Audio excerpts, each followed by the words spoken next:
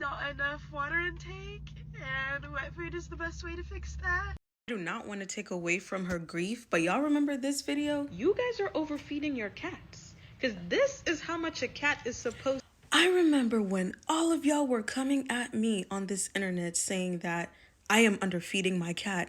No, I literally went into full detail saying cats should not be consuming so much amount of dry food. Y'all should not just be letting your cats free feed with dry food, but everybody was attacking me. Your cat's diet should be mostly wet food. But no, I'm just an influencer. And my vet was wrong. That's literally what people were commenting in the comment section.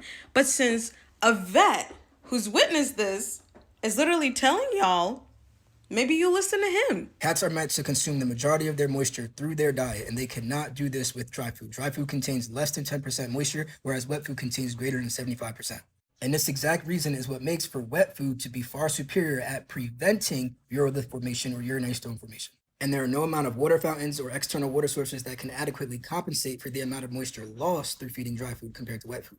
And there are still veterinary professionals that refuse to acknowledge this fact or have an issue with me saying this. And for them, I would encourage you to simply look into the mirror, because this is a lot more about you than me.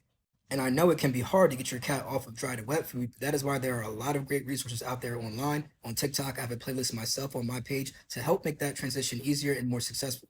And if you've tried those things and none of them worked, or maybe wet food is just a little bit too expensive for you to switch over to, at the bare minimum, we should be incorporating that moisture back into the diet via water, bone broth, or coconut water in order to make it species appropriate for that cat.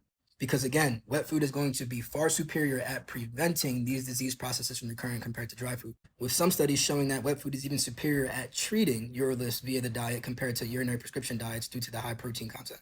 So I'm going to end this video as a call to action to the entirety of the vet community, vets, vet techs, and pet parents, the importance of advocating for a high moisture diet, not only for cats, but also for dogs, because we can see this occur in dogs as well, because once we implement that concept, we will see a drastic decrease in this tragedy from occurring. You guys are overfeeding your cat dry food, because that is not how much a cat is supposed to eat.